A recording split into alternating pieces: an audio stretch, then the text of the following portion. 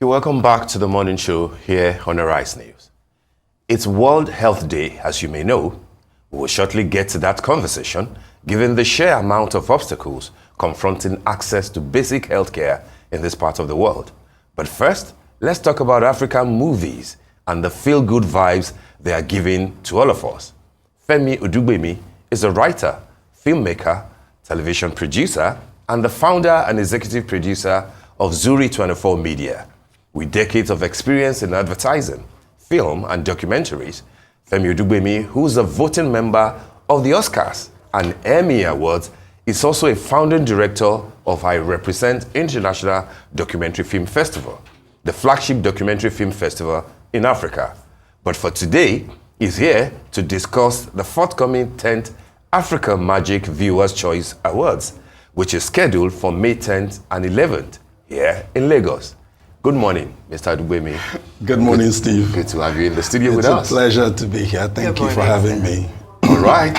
Another AMVCA. Some other people will say AMVCA. I mean, how is it called, really? AMVCA. I just like AMVCA. AMVCA, okay.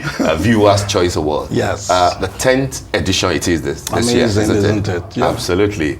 And out of those 10 years, you've been head of the jury for like 7 years. This is your 7th year, I believe, yes, as the head of the jury. Yes. Okay, so May 10th and 11th will be, the D-Day, so to speak. Yes.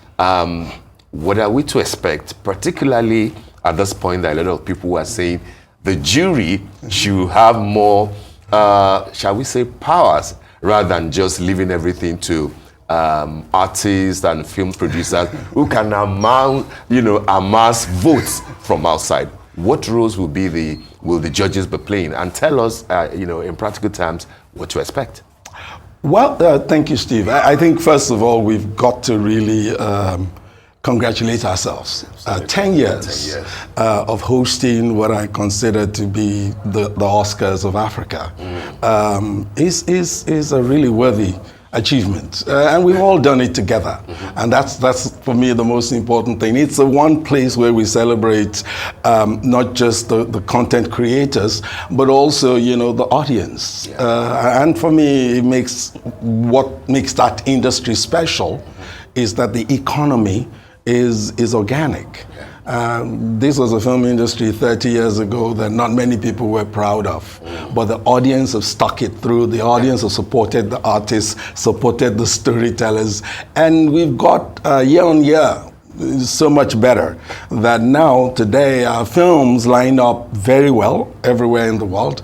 Almost all film festivals are eager to have Nigerian films, not as some kind of phenom, but as a legitimate, showcase of African storytelling. So first and foremost, I think it's important for us to understand how far we've come. That's right. And in terms of financials, I think the indicators are also very good. There's a lot of money that's coming to the ecosystem of film simply because investors have more confidence in the quality of product.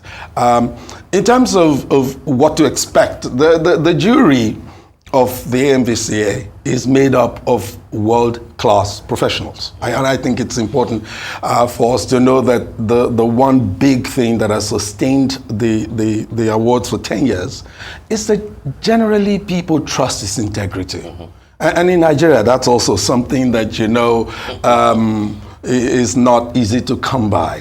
That we've been very deliberate about that to ensure that those who are looking at these films have no interest whatsoever beyond excellence. Excellence. And what we should expect first and foremost is that the films that have been nominated are already of an incredibly excellent quality. And this year has been particularly interesting, and I'm glad this is happening in the 10th year. Almost all the films that were nominated, almost in every single category, will stand fully on their own feet internationally. In terms of quality, technically, in terms of quality of theme, in terms of even the quality of representation that we have. So for me, it's going to be a huge, big celebration. Not just that we've come 10 years, but we've year on year grown in quality. The product itself is strong, much stronger, but the industry itself is also much stronger. There is more money coming into the industry than ever before. And this year we celebrate the first film to make 1 billion naira in the box office. All of this, I believe, are knock-on effects of the AMVCA being a place where quality excellence is celebrated, where we are demanding a certain standard that is of global level. And I think the industry is responding. People love, the AMVCA. It's a weekend of incredible glamour.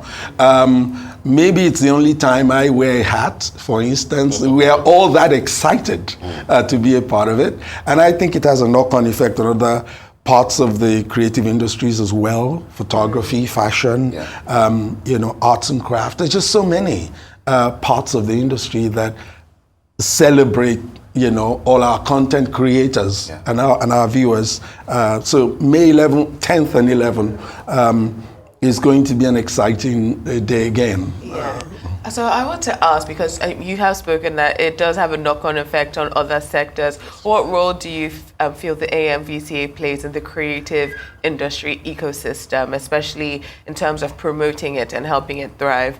And this is a 10th year, it's a whole decade. That's incredibly impressive. What should we expect from this year's huge 10-year celebration that will be different from previous years? Well, I think you have to also look back to look forward. If you look back 30 years ago, how many of our films, traveled? How many of our films were nominated elsewhere? How many of our people were in the room in where you will consider, the film conclaves of the world? Today we have, almost like 8 members of the Oscar voting academy. Members, yeah. We have more than close to 10 in the television academy. Today, if you think about what you will call elite brands of our industry, we have more than 300 who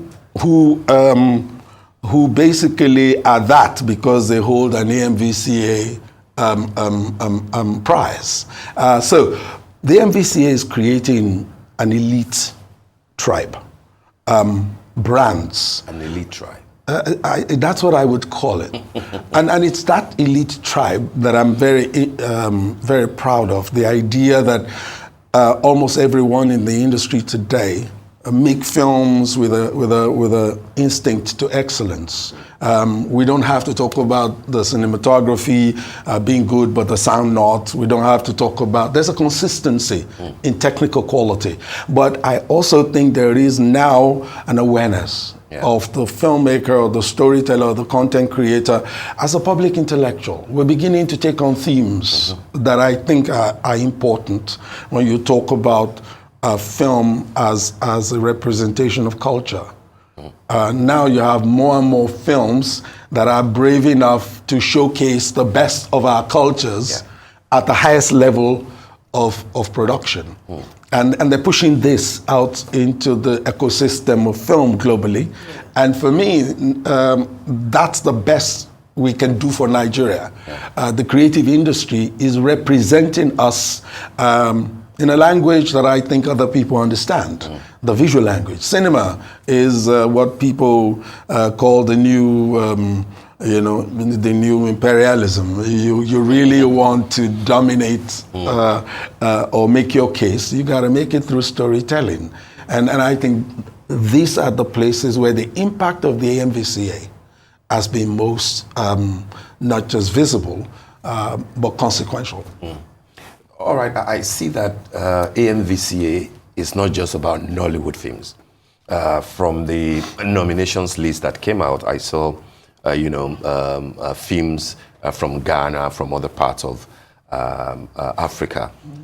Talk to us about the criteria from call for entries and then the first set of the jury duties. Who actually determines who the nominees will be? Is it like a 2-part assignment for the panel of judges? You pick the nominees and then you decide on the winners, or some other people, scale down, prune down the entries and then choose nominees and then hand them over to you as the judges? How does it work, and how many do we have this year? 27 categories, I believe. 27 categories. Talk to us about it. Well, basically speaking, the process of the AMVCA starts off from the call to entries. The call to entries is really open across Africa, and each year thousands of entries come in. So you can almost imagine the process of distilling that. And of course, the first level is to ensure that each film that's been entered is entered according to the rules. There are rules that determine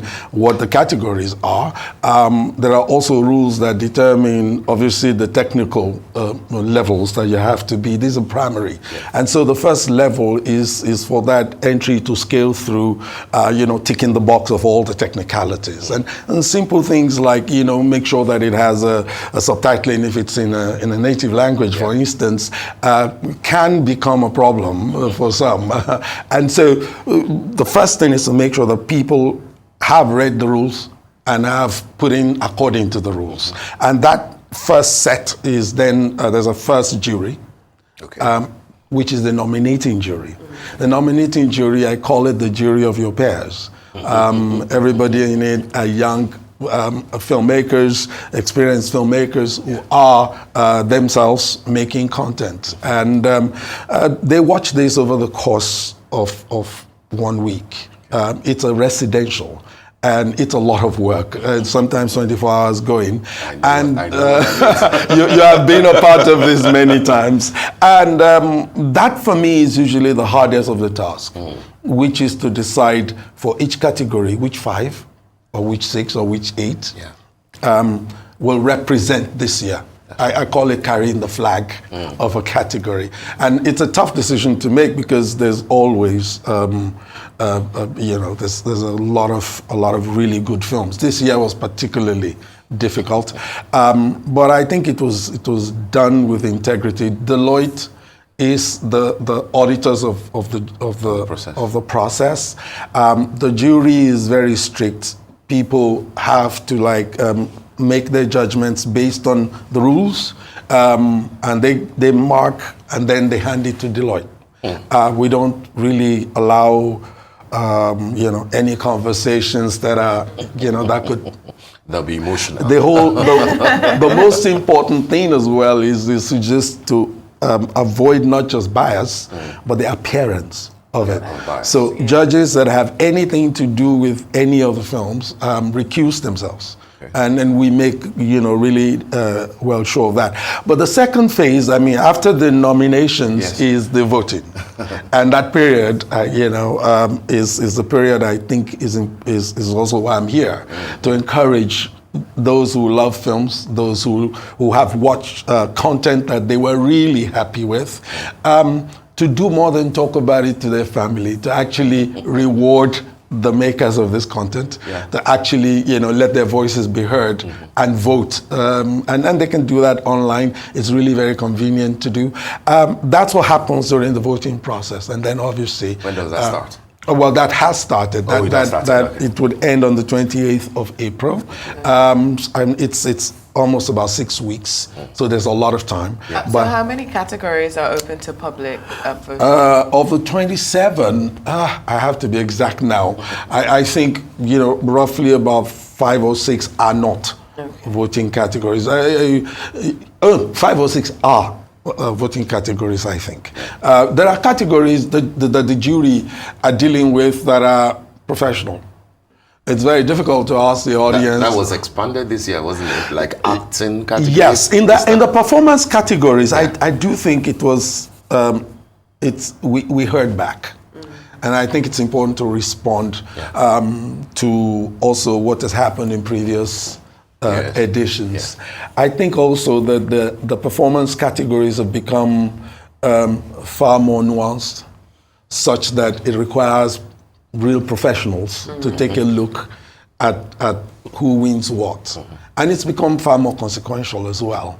And I think it's gone beyond whether I like an actor or I don't like an actor. We have to start dealing with the technicalities of performance, especially with the demands of different stories in different films.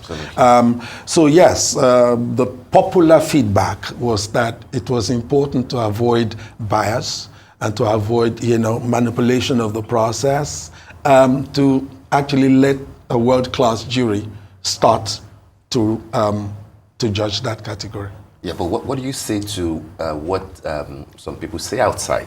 That if it's a viewer's choice of words, that it should boil down not just to the excellence of performance, but the popularity of the personalities, particularly actors, actresses, films, and that it comes down to how popular you are out there. But then a lot of other people will say, why should a category C or B or C actor defeat a legendary category A actor because he has more Twitter or Instagram or TikTok, Snapchat followers than the other ones?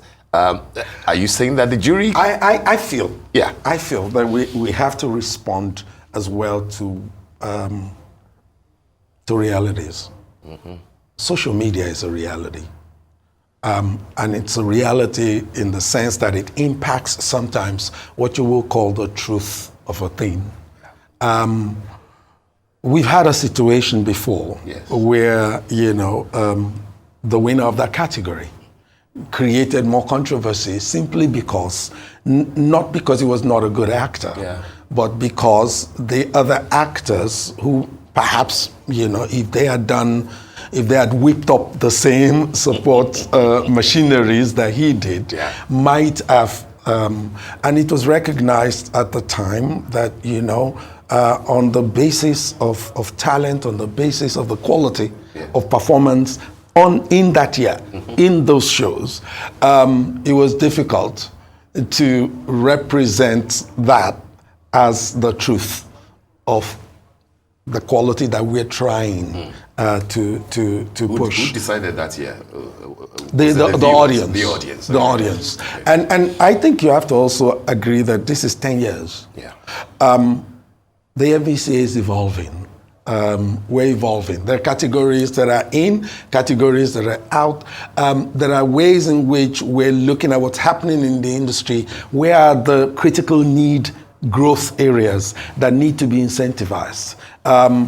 For me, it's a continuous experiment that I think at the heart of it has to constantly be both the growth of the creators, but also the growth of the industry itself and how we represent the industry globally. As far as I'm concerned, the AMVCA must not only answer locally, must answer internationally. And those who carry the AMVCA gong must be people that not only have won because they were popular, but have won because they are solid professionals. And such that if our best actor were to be brought into a Hollywood film, which is what we're hoping happens with these things, we would not need an explanation where there is no audience. Fair enough. So you've spoken about some categories that are out and some categories that are in. I wanted to ask about some categories that are missing for some people. So on social media, I saw Kaline, who's a musician, talk about the absence of a best song. That's been popular. Right. So best soundtrack, yes. And that the industry is developing now. So we do now have people who are doing original scores and things such as that. So are we going to look forward to maybe more future editions of the AMVCA, including these categories of, best song or best composer or best soundtrack in a movie? I absolutely actually agree with everything that Kaline is talking about. And Kaline is an artist I respect tremendously. She is a brilliant a musician. The music score category is very important. Yes, music is very important to how you experience a film, but that comes not on its own. Sound is what really steers your experience of a film. And sound means special effects. Sound means recorded audio on location. Sound means the final mix engineer in a studio when it's all done. And the music and the mood and the foley all combine together to make for what makes for sound in film. And it is a combination of that, the integration of that really steers our experience of the film. And we have a category for sound. And that category for sound takes knowledge of all of that. Now, scoring film is very important because it's specific to the mood of a story. We've been doing that forever. People like Dr. Bayo Adekbeton have done that for years and years. Even when I was back in 1987, we were scoring.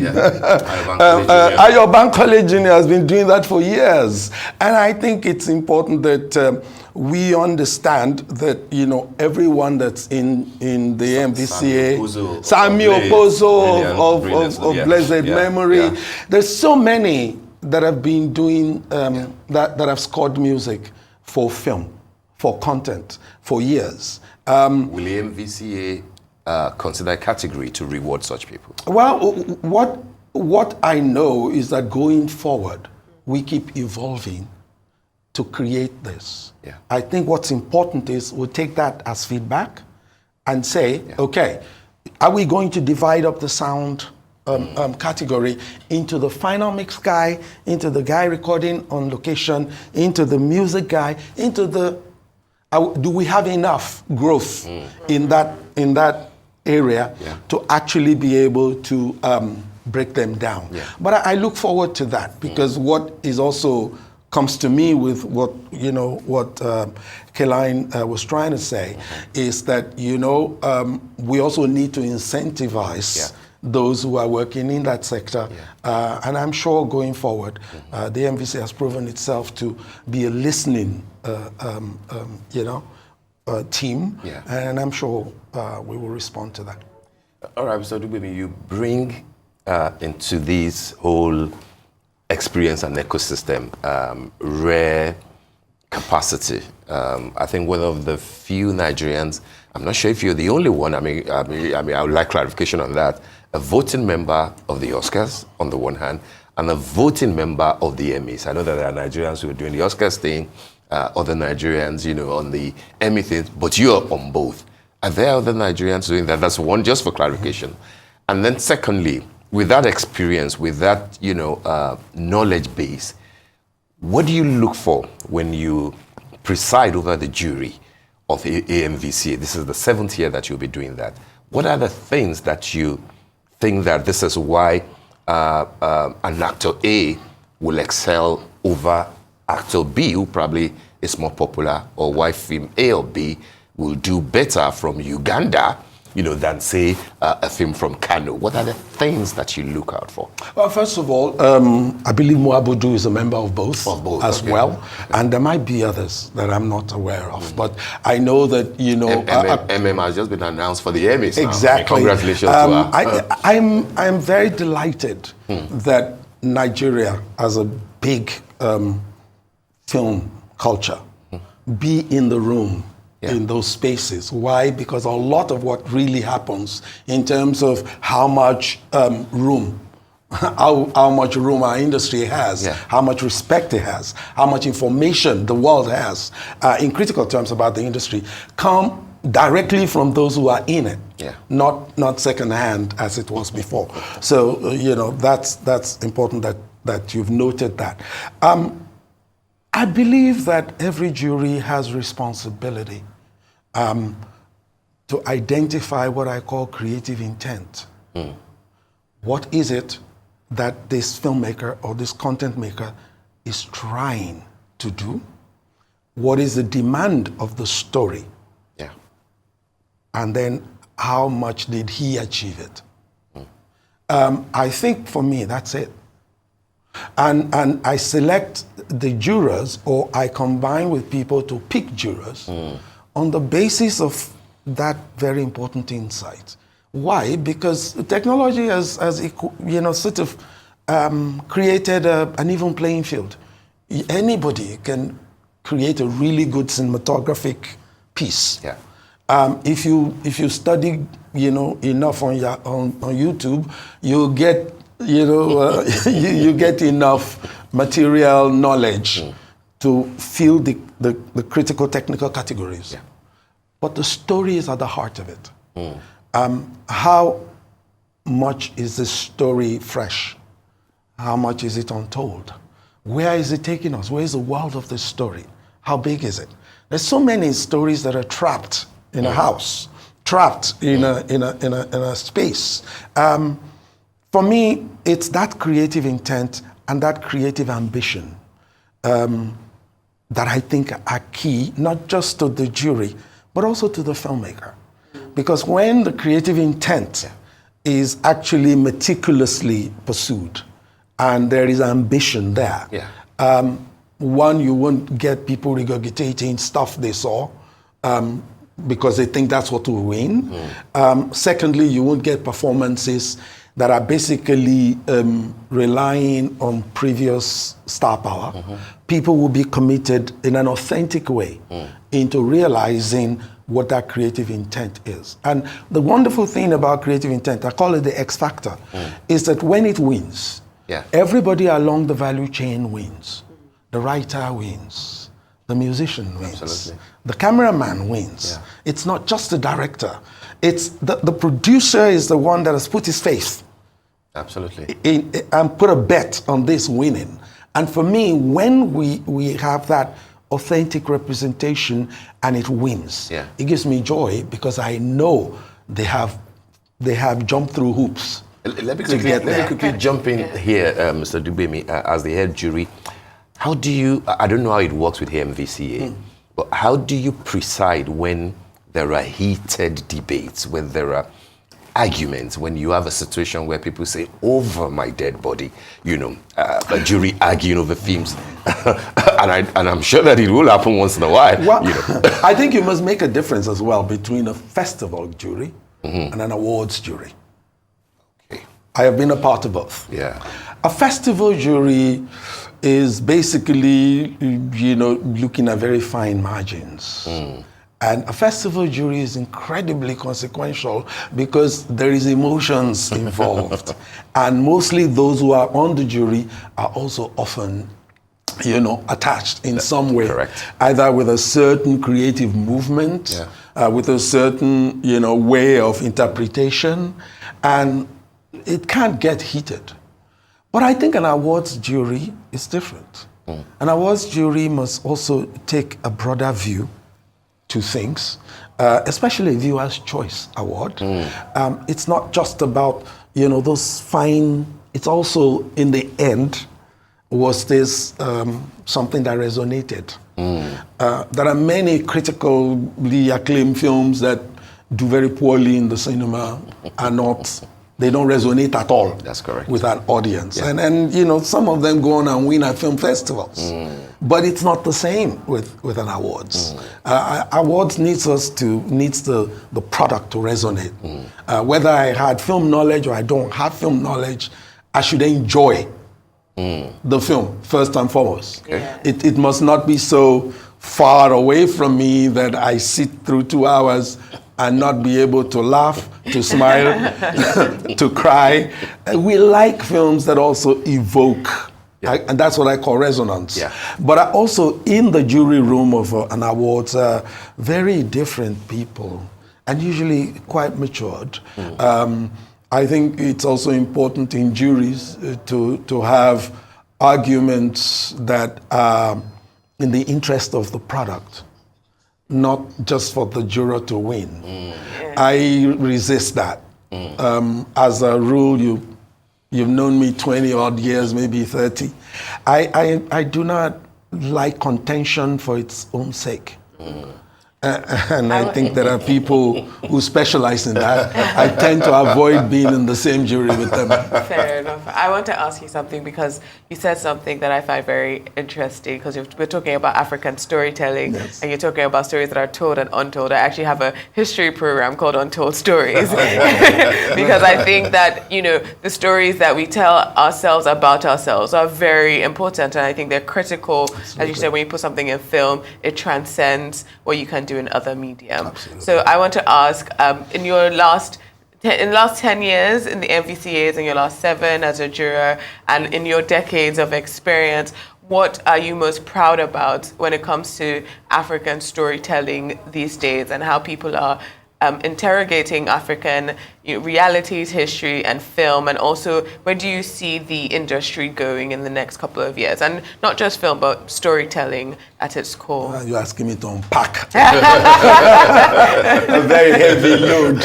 But I would tell you what I'm very proud of. I'm very proud of the fact that our storytellers are they're embracing their African identity. Yeah.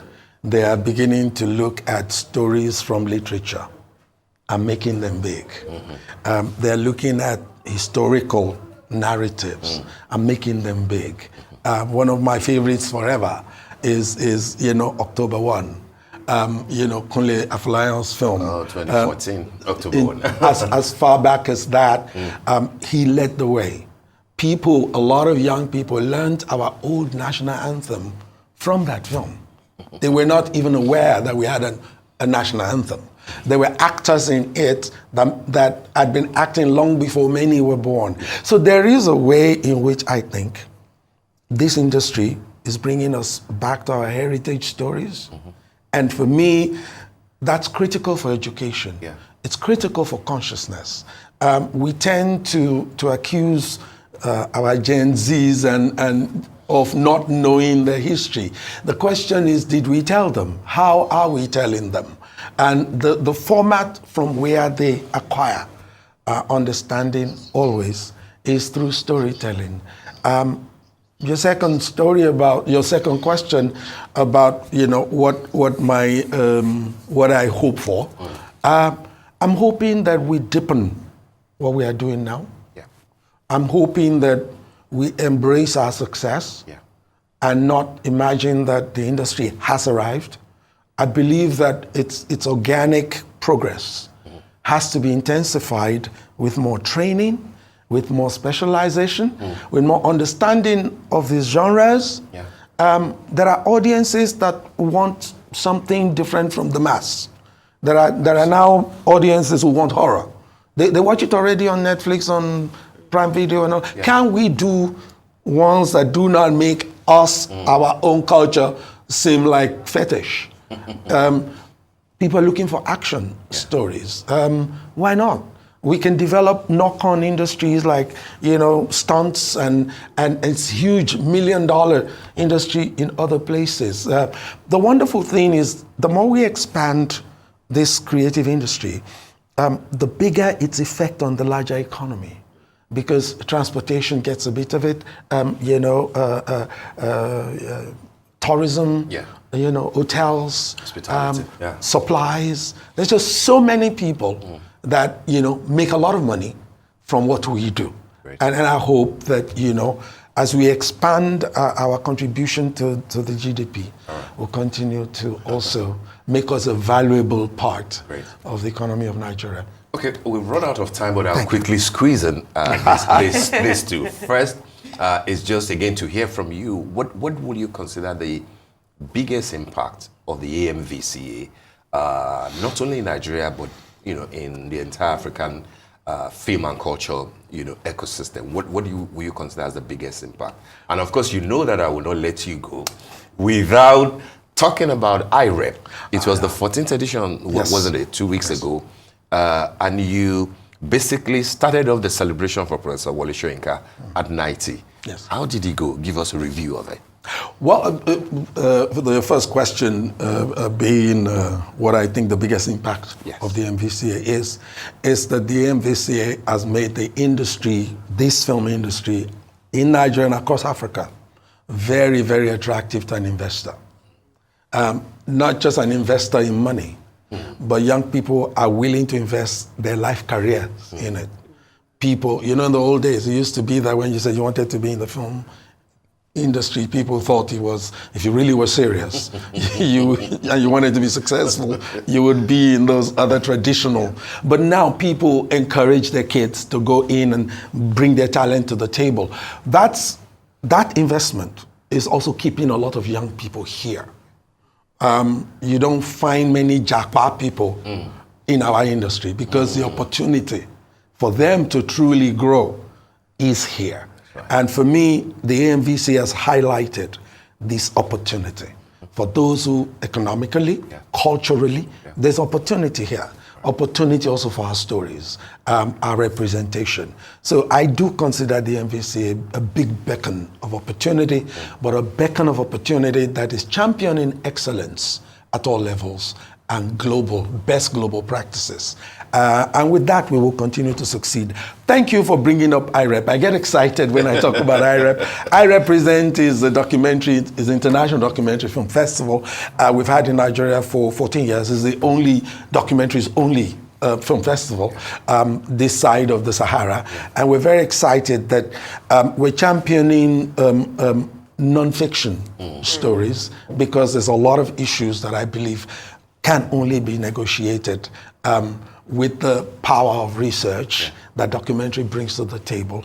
This 14th edition was not just our traditional exploration of issues. It was also about the birthday of Professor Wole Soyinka, and we dedicated a part of it to him for a simple reason. And that simple reason comes from the fact that he has championed resistance for upwards of 50, 60 years. And there is a certain commitment that he has to humanism, to freedoms, to free speech, to democracy. And he has been consistent about it for that length of time. I believe that in this last election, if you look at the public discourse, you would also admit that he was misunderstood. But regardless of what side of it you sit, it's important that we also develop the habit of honoring our elders for whatever it is their contribution to where we stand is. Great. That for me was really the key, and I just wanted to quickly put that in. But it was a very successful festival, and we had many visitors from everywhere. Great. And a lot of Nigerian films. All right, double congratulations, Thank of course, you. are due for iRep and for AMVCA. Thank you. We wish you the very best. May Femi, Odugbemi. I've said it before, but I'll say it again. Viewers, please go out and vote. And vote. That's what makes the AMVCA magical. Absolutely. Thank you so much.